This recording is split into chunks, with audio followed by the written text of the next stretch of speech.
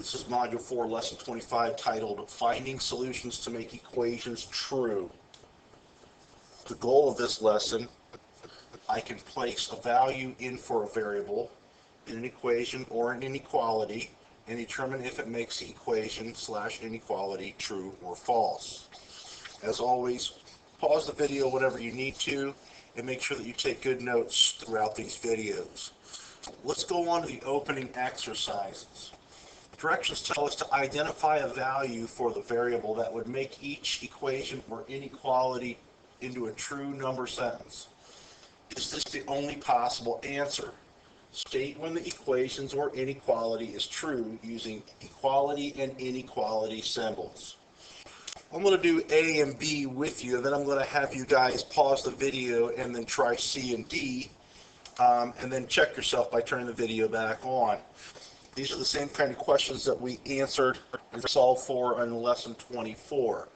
So if I look at A, notice that it's an equation. It has an equal sign in it. So that means only one possible solution for the variable G would make this statement true.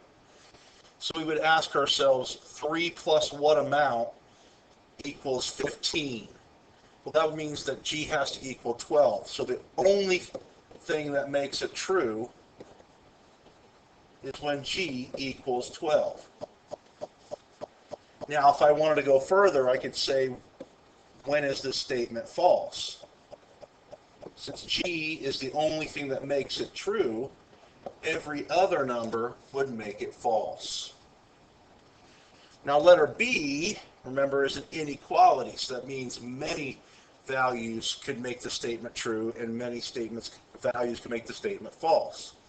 But first, I'm going to think about this momentarily as an equal sign. I'm going to think of it as 30 equals 2 times D. D would have to be 15 in that case. See, that gives me a value that I can compare to. I can say true when D, and I'm going to compare it to 15. I'm going to put an inequality symbol or equation symbol in there. And then I'm going to do the same thing for when it is false. Now, I cannot consider it 15. I only momentarily thought of it as 15. I next want to pick a number that is going to be smaller than 15. I'm going to pick 10. So I'm going to see if this statement is true. 30 is greater than 2 times 10. And that is 20. So that is true. So when I picked a number D that was smaller than 15, I got a true statement. When I pick a number that is bigger than 15, I'm going to pick 20. See how that goes. I'm going to substitute 20 in for D. And that's a false statement. 30 is not greater than 40. So whenever I picked a number D that was bigger than 15, it was false. Finally, I got one more number to consider here, and that is the actual 15. And if I substitute that in there, it calculates to 30 is greater than 30.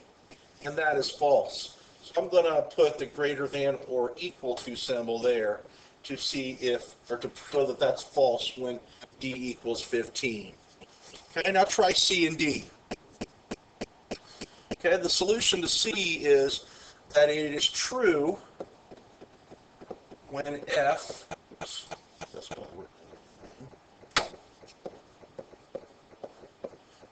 is greater than 3.